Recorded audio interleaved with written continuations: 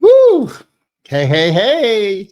Goodness to you. It's Sporty King. And you know, I always say goodness because I don't know whether you're watching morning, afternoon, or evening. But then I like to add to that, isn't it great to have good in front of your salutation? Look, I'm on 2 minutes early, so we've still got less than about a minute and a half before today's message. So you still got time to go get your last drink, last go to the bathroom, whatever, close out your last message. But I still keep those presentation tips through the new year. And that is when you're going live, come on early and give people a chance to settle in, give technology a chance to do what they call build the audience. And I've got this is my new broadcast season for you anyway. So this is my, even though my Glue Wednesday, because this is replacing Glue Wednesday. Normally, Glue Wednesday is my more interactive day. I'm going to see how I do that with Truth Thursday. But the thing is, I had so much time to plan it that I may have overplanned it. So we'll see. Okay, we'll see. And in terms of the time frame, but I don't mind saying things like that because all of these things that you have to consider when you decide you're going to do live, when you decide you're going to go into business, you're going to be an entrepreneur, you're going to give a presentation. There are a lot of things that go into that thought. You have less than a minute today for our broadcast to begin. So, anytime you see somebody and you say, oh man, they're a natural, they make it look so easy. That comes from practice and discipline. So, you have to have those things going for you. So speaking of going for you, let's get going for you today because it is now 1:00 here on the East Coast. And therefore, I want to also say, let's continue to have our prayers, not only to the people on the West Coast and with the fires in California, but also in New Orleans as they continue in the aftermath of the mass killing. So, there's a lot of things that we could be praying for. And so let's just continue to do that. But that's also a part of what today's session is about. Okay. So welcome to Truth Thursday. Now, bam, Truth Thursday. Okay. As I've had to close out, as I mentioned, I had to close out Glue Wednesday because I've decided to shift and I started my new year continuing my commitment to better health. And I started a water aerobics class that actually meets on Wednesday afternoons. So rather than, rush my water aerobics class and my health to get the Glue Wednesday in, I decided to switch it over to Thursday. Okay. And then I decided to move to this new creation and recognize that I call it Truth Thursday. And we're going to look at TRUTH and recognize that tests are rarely understood until testimonies heal. That's what truth is. Tests are rarely understood until testimonies heal. And honestly, already I realized I forgot to add my that's in my book, Affirmations. That's one of my affirmations where I make the word come to life. So just a lot of stuff can go into one thing. But we want to start by looking at why I created this this title in this session. First, I decided to go with the fact that, actually, I got to tell you this. I thought about calling it Glue Wednesday on Thursday, and then I said, well, maybe I'll call it Trust Thursday. And then I said, well, maybe I'll call it Truth Thursday. And I decided to go with Truth Thursday. So I want to let you know a little bit about that creative process. You see, truth actually needs half the letters from the word Thursday. TH, U, and R are the only letters in the word truth. So that's why I decided to go with Truth Thursday, because it needs half the letters from the word Thursday. Second, we've all heard the saying that the truth shall set you free. Well, I think that what we need to recognize, as we easily say that cliche, hey, the truth shall set you free. But you know what? Freedom is a tough choice. Freedom is a tough choice because freedom is actually a result. Freedom is a result of what happened. So, so the truth shall set you free, but freedom is a result. So getting into what truth stands for, let's start out by embracing that first word, which is test. Test. Okay. because that's the root of testimony. You can't have the freedom, the forecast, and the fullness of a testimony without the test. Thus, my guiding scripture today will be Jeremiah 29:11. For I know the plans I have for you, declares the Lord, plans to prosper you and not to harm you, plans to give you hope and a future. And that will connect us to today's message, what I call Plan C. And the message is kind of about why I don't believe in and do New Year's resolutions. One of my biggest reasons is because I can be pretty literal about language sometimes, as you know.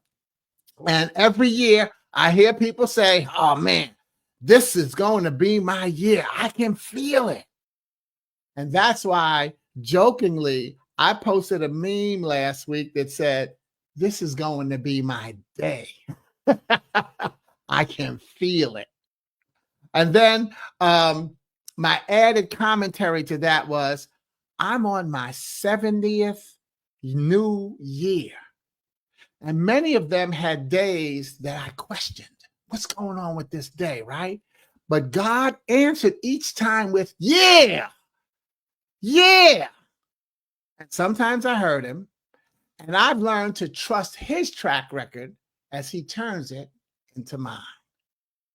You see, I believe that God celebrates our days of getting his plan with a healthy cheer, hearty cheer of, yeah, like we do at the game. Yeah. Okay. Still, I haven't always heard for 2, 3, 4, 10 days in a row. Sometimes you don't hear God celebrating you. Yet I add my year when I look back and see what I didn't hear. See, so God's track record of my growth becomes mine as he tries to transfer it to me as I start to see and hear him say, yeah, there you go. Now you got what I'm trying to get you. But that's why test is the root of testimony, because we have to go through the test. And sometimes when we're going through the test, we don't hear or we don't see God in this test. So let me know where you're looking in from, by the way. Thank you for the love. And I still like to give my shout outs. Okay. So today, what I've chosen to do is share one of my tests that I experienced last year, sprinkled with some things around it that makes it not 2020, this is my year. 2020, I didn't, remember at January 1st last year, you said this is going to be my year. Well, here, January 2025, I say that 2024 was one of my years. It wasn't my year. It was one of my years. And that's me being literal, okay, with my explanation. So I say, hey, what's going on, Tasha? Coming in from yeah, good to see you. Welcome, front row lady. Good to see you, and I hope everything is going well with you, okay? So anyway, that's why I say 22, I want to show you one testimony. I'm going to use one testimony that went throughout my year and sprinkle some stuff around it so that you can understand where I might be coming from. Okay. And I'll start with September. Now in September, I got towed from Greenville after driving from Charlotte to Charleston to Greenville. Now I had driven to Charleston first to visit cousins whose wife and mother was suffering from cancer. My cousin and his daughter, the wife and the mother of my cousins, was suffering from cancer. So I drove down to Charleston. That was a 3-hour drive. And then I drove, after visiting them for about an hour, I drove 2.5 hours to Greenville, South Carolina for a speaking engagement. When the engagement was over, I began the drive back to Charlotte, only to have my engine start smoking about 15 to 20 minutes into the drive. Well, where I was, I said, okay, I need to pull over. But that first exit that I saw, it looked like Jason from Friday the 13th was going to be there. It looked like Never Neverland. I said, no, I can't pull over at this exit where I'm going to be stranded. Let me make it to the next exit, which I didn't know that the next exit had a gas station and everything, because I used to stop there for gas. And sure enough, I made it to that next exit with the car smoking. And then I ended up sitting there waiting for a tow. I called my insurance company, and see, because by now it's 4 o'clock in the afternoon, and I'm sure that, and on a Saturday, so I'm sure a lot of tow companies didn't want to have to tow somebody from Greenville, South Carolina to Charlotte, North Carolina, because that was just over an hour, about 58 minutes to an hour and 15 minutes of a tow. So you can imagine they probably wouldn't be able to get a return tow. They can't. Probably thought about how many they would miss in between. You gotta filter all of that stuff in, right? Well, anyway, what I did was, where am I? Okay, so meanwhile, I waited. I called the guy who I knew in Charlotte who had a tow company, and he drove down to Greenville and picked me up and towed me back to Charlotte. He dropped me at Meineke at my mechanic and then drove me home. Then the next 2 days later, so I called Meineke, let them know that was why my car was there, and they checked it out for me. And then a couple of days later, they told me that, look, Sporty, this car is starting to nickel and dime you. It's time to let it go. And here I want to stop and laugh with a shout out to my friend Trudy Shea, who responded to a meme that I posted last week. Because see, I said my mechanic told me to let the car go. And so last week I posted a meme that said, settle things in one of two ways: surrender or accomplish. Most of the time, aim for that second option. And here's where I smile and high five Trudy as I share her comment, because what she said was, maybe sometimes surrender is the accomplishment. Sometimes surrender is the accomplishment. I was like, wow, thanks, Trudy. So that's why I say high five for that. Some tests lead to testimonies based on having stepped back and surrendered. So I thank God that my meme did say most of the time, aim for the second one. And again, I can go back and hear him saying, yeah. Meanwhile, I have to also go all the way back to January 2024 to fully show and let you see what September and 2024 meant to me. So I'm going to go fast, but let's go back to January. First of all, my car overheated on the way to Atlanta. My brother Mike had come down from New York, and we drove to Atlanta for New Year's. The car overheated some hours before we made it to Atlanta. We stopped, bought some coolant, refilled the radiator, and as I said, we made it to Atlanta. While in Atlanta, I drove around, we hung out, and then we drove back to Charlotte. In February, I found out I had a speaking engagement in Lancaster, Pennsylvania. So I called my Pennsylvania sister, Nina, and scheduled my trip for my speaking engagement so that I could include spending some time with her. So the engagement was on Saturday. I flew in on Tuesday and hung out with her through Sunday. The day after I got back home, I was in a near accident when a car cut in front of me on the street. I was able to yank the wheel and hit up onto the sidewalk, which ended up giving me a flat on my right passenger side. As I got out to inspect the damage, I slammed my thumb in the door because I was just one aisle, I still had half the car in traffic. So I was holding the door so I could close it slowly, and I slammed my thumb in the car. So now I couldn't hold the jack or change the tire. So I rumbled on to a 7-Eleven parking lot, and I called and met Shannon, who was an entrepreneur who owns Outlaw Towing. And yep, he'll be the one who drove down and towed me from Greenville to Charlotte in September. See how it's already coming together? Okay. Then in March, as I was driving to Raleigh to connect with my niece, Sierra, about 15 minutes into my drive, I heard a rumble under my car.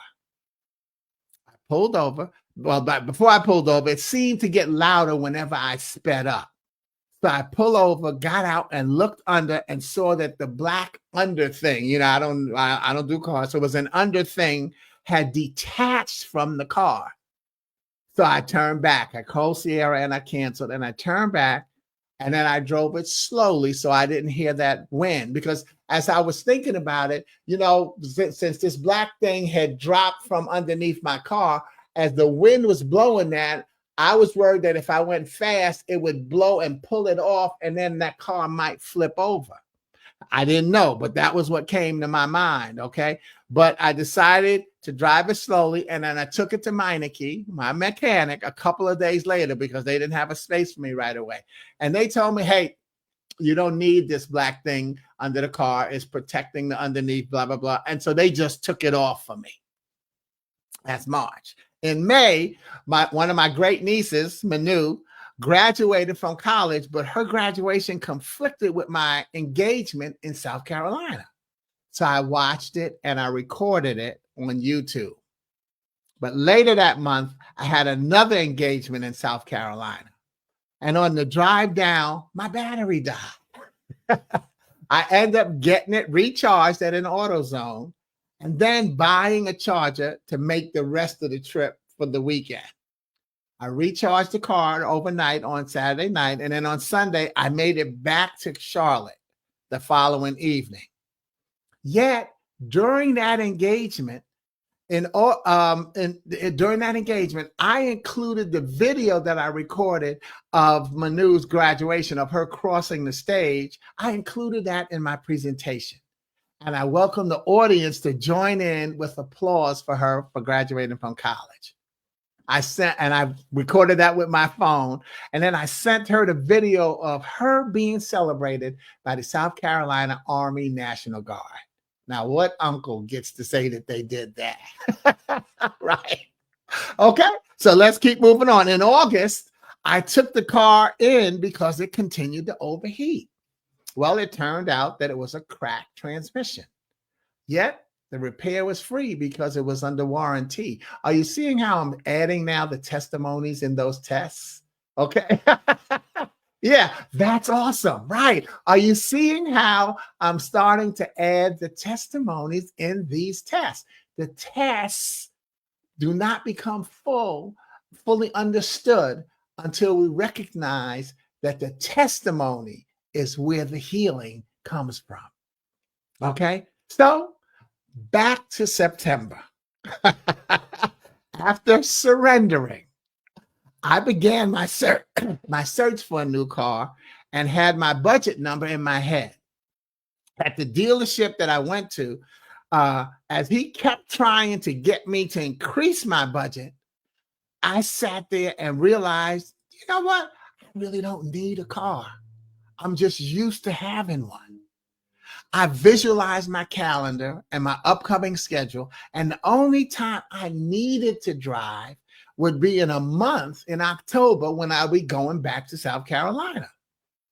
However, the challenge would be that because I still owed $3,500 on my old car, I could not easily trade it in because I actually didn't own it.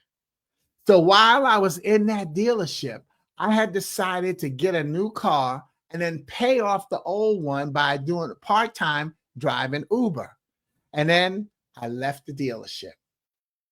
Yet, as I continued to pursue my options, it turned out to be Customer Appreciation Week on Charlotte's public transportation system. So I rode the bus and the train for free as I went about my not needing a car while preparing for plan A, which is to drive the Uber part-time for 6 months to pay off my car. So that's what I figured that, for 6 months, because driving Uber, I figured I could make $600 a month. And in 6 months, boom, that $3,500, I could pay it off. That was my original plan. Well, let me tell you, that's plan A. A lot happened in October. Okay. So I bought that new car and it turned out to have a bad transmission. Fortunately, I had done something that I had never done before. I bought the limited warranty and it ended up covering the transmission, the $6,000 transmission job because I heard this noise. I bought the car on Thursday and we had rain storms that Thursday and Friday. So I didn't really drive it on Friday, but on Saturday as I was driving, I heard this noise. And wait, it just dawned on me. I got to give you a funny part of something that I did. Okay. Remember I told you how the car kept overheating? So what I did was when I needed to go to this dealership to trade the car in, and this was the day when somebody had gotten it to the budget level that I wanted. I called Shannon again with Outlaw Towing. I had him tow me to the other side of town, 3 blocks away from the dealership. And then I could drive to the dealership so that I didn't drive up onto the lot with my engine smoking. As well as, I didn't know if I'd be able to even drive over there where my engine would start smoking and I wouldn't be able to make it. So so that's what I did. I had him tow me over, drop me off 3 blocks away, and then I drove into the dealership to make the deal. Well, as it turned, yeah, and thanks, Tasha. As it turns out, I had been dealing with like 4 different car dealerships with, trying to get a car and getting my budget and getting the trade in. And as it turns out, this was the only dealership. This is also why it was hard to get my a car note down to my budget level, because they had to buy my old car and then give me a new plan. Well, this happened to be the only ones who didn't offer to buy my car and get a new plan. And I forgot that. I didn't realize it until it was time to sign the contract, and because I'm now getting my budget where I want, I'm getting my payment where I wanted it. And so that's when I found out, I was, oops, this is the one that's not going to do the trade-in. So now I own 2 cars. But meanwhile, I had gotten my budget down, my $200 that I wanted was $211 a month. My old car is $190 a month. Okay. So now I'm about to have 2 car payments a month, but I'm okay with that, except that now I say, okay, well, I'm going to have to figure out what I'm going to do. So let me get back to my notes. Okay. Okay. So that car ended up having a bad transmission, the new one. And I went to my mechanic and they double checked, but they don't do that type of work. I had to take it to the Nissan dealership. And so that's where they contacted the warranty company and they said, yes, they cover it. All right, boom. Testimony. Meanwhile, still in October, I found out that my December engagement, the first weekend in December, which was going to be part of paying off the old car, was canceled. Then after that engagement in South Carolina, remember I told you I was going to need the car in October. And I thought I thought I was going to end up renting a car to go there, but I ended up buying this car. So I drove down and I had lunch with Johnny, and we had rain checked that lunch for almost 2 years, and we finally had that lunch. And then during that lunch, he told me about how Ginger said that she needed to contact me about helping her with a presentation. I followed up and ended up with her as a coaching client. And so I coached Ginger through her presentation. Meanwhile, somewhere in there, I decided not to drive Uber because it was too intensive to get authorized for part-time. So as you can see, the testimony starting to sprinkle in. Johnny and I had been rain checking that lunch for 2 years. And while we were doing it, we ended up talking, and we talked about another soldier, Ginger, and she had just mentioned to Johnny, yeah, I need to call Sporty, but she hadn't done it. So I called her. Boom. I had myself a coaching contract, and therefore I was starting to get my money back together, right? But for Uber, and I'm not knocking Uber, by the way, I'm giving them credit. Their authorization process, their reference checking and stuff, it's complicated. I wouldn't be able to do that for part-time. It was too much work for me. Okay. You had to get the insurance. You had to get your car cleaned. You had to get the reverse camera. It's a lot of stuff. I said, you know what? I'm not going through all of that to just be able to do something. Okay. And thank you, Tasha. Bam. Look at God. See, okay. You're getting into where I'm going with this whole message. Okay. Look at God. So yeah, I decided, plan A was not good. I'm not going to drive Uber. So I went to plan B. And plan B was that my friend Tony told me that she could get me interviewed to be a part-time neighborhood compliance inspector, where I would drive around and help homeowners associations keep their property values up by, letting people know what they need to do, making, violating them or whatever, so that they could keep the property value up. So all of this is still going on in October, right? So I'm on plan B. Meanwhile, now I'm on plan B. So November, the engagement that was scheduled for Washington, D.C., the D.C. area in November, they switched from being in D.C. to being virtual. Get ready, Tasha, with Look at God, because as I facilitated that engagement, I thank God that it had switched.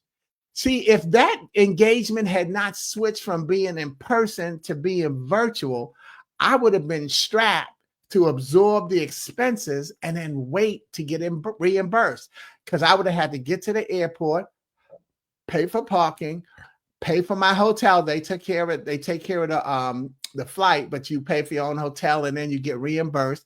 Pay for my meals, come back, okay, and then drive home. So there's some expenses incurred that I would have had to wait to get it reimbursed. But once it was virtual, no expenses, just doing the engagement, okay, and getting my fee. Look at God. Got to repeat that from Tasha. Thank you, Tasha in Dallas, okay? So, but what I did is I started rebudgeting my life, including cutting off the expense of even having a website. Because you pay monthly with a website to promote your business. And I never really got any business from my website. It was a good place to send people for a reference check to check it out, but that's, that was an expense that I could cut. And that's what I started doing. I started looking at everything that I can cut. One thing I always say when people talk about, I want to get in the speaking business, I want to be an entrepreneur.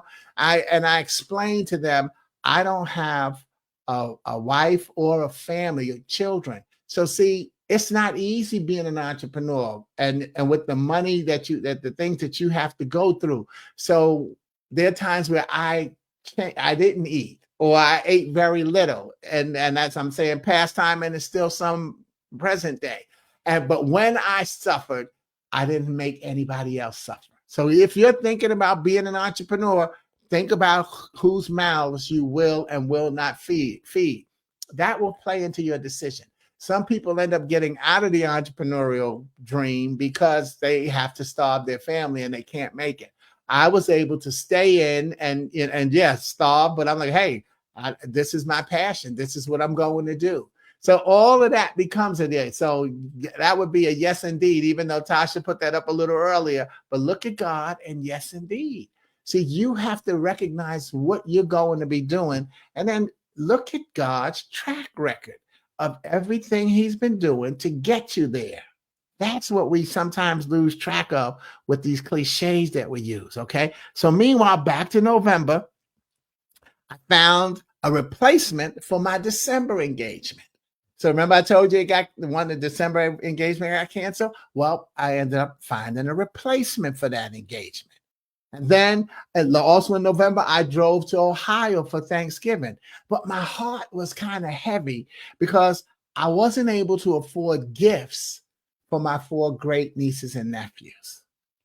But I still had a wonderful Thanksgiving. They were happy to see me. My family, we had a ball. But you've had that feeling before, you want this Thanksgiving, and that was something that I had started to do with them last year. Is on Thanksgiving, I would go there, I would bring them their Christmas gifts. So I wasn't able to do that, and so that did kind of bother me. Okay, so that's when I decided.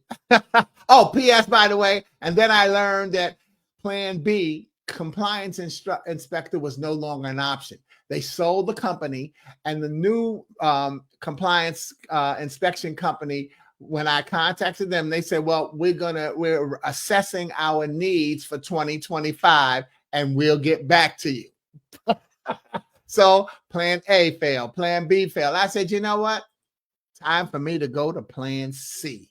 And see, that's the other thing about being an entrepreneur. You know, you're going to have plan A, plan B, plan C. But even outside of being an entrepreneur, when I used to be a sales manager for Wall Street Journal in Chicago, I would say to my salespeople, okay, we on plan A. Oh, that didn't work. We on plan B. And then, we on plan J. And so it got to them saying, well, Sporty, what plan are we on today? And I said, we're on plan M, because I would just go through the alphabet. When something didn't work, it was time to go to another plan. I didn't do a lot of stress, never have. It's not something I've just started doing as a motivational speaker. I just don't believe in having a whole lot of stress and negativity in my life. Move on. Something didn't work. What you going to do? So one of them said, well, Sporty, what you going to do when we run out of letters in the alphabet? I said, then we'll start numbering the letters. But I am never going to stop having the next plan. As far as I'm concerned, it's always 50-50. It's either going to work or it's not. And then you got to figure out how you're going to tweak it. But as I was saying plan C, as I heard myself say that to myself, I decided to spell it as plan C, because I could sit back, and I wanted to sit back and see what God had in store for me. See, that's what I realized I wasn't doing. I was I'm plan A, here's what I'm going to do. Didn't work. Plan B, here's what I'm going to do. Didn't work. Plan C, let me see what God wants me to do. And see, we've already had some testimonies sprinkled in there along the way, right? Wisdom is in retrospect. Look back and see that your tests were being developed into testimonies. And then you can't erase them. You can't erase them and you can't negate them. So here's what happened. As I sat back to see what God had in store for me, well, my Chicago sister, Renee, had quadruple bypass surgery in October. And that's so the replacement, the December replacement engagement that I told you about, it was in Chicago, and I would be able to use any free time that I had that weekend to go visit her, as she was now home for rehab from October. Meanwhile, in December, I would also win a football pool. Well, why is that on there? Well, once I won the weekly pool payoff, I became able to erase that feeling that I had in Thanksgiving of not having gifts for my greats. I was able to erase that feeling and then buy them Christmas gifts and send it through Amazon. I'll give them the shout out, because that was just something that was important to me. See, plan C. That's what God had in store for me. You see, the truth is that the truth is plan C. And plan C is that God likes to hear you planning and preparing. Then he finds the opening to give you the action that you will actually take. And one action I won't take is to erase what God has done for me each year. So I'm okay with your saying Happy New Year and making Happy New Year's resolutions. I don't. You see, I'm just literal in knowing that this will be another year, because God has the plans for me. This will be another year that God has a year for me to celebrate on a daily basis. And that's why instead of Happy New Year, I celebrate Happy Next Year. Every year is my year, because every day is my day. Don't we say it? This is the day that the Lord has made. Let us rejoice and be glad in it. You just have to be literal sometimes. I'll see you next week, starting with this day, where we'll look at Truth Thursday, where tests are rarely understood until the testimonies heal. It takes your healing, it takes your going through your testimony for you to recognize and enjoy what God has done in your life. So continue to do that and continue to join me here on Truth Thursday. Sporty King. and hey, not so bad. I got it done in 30 minutes. All right. Cool. So that, like I said, this was my test. Thank you, Tasha, for joining me on this. And Anybody put your name in when you come and watch the video. Thank you for sharing. Have a great day. You do the same. Yeah. P.S. By the way, look back at your 2024 and look at the testimonies. Don't this is my year. Don't negate what you've already been through.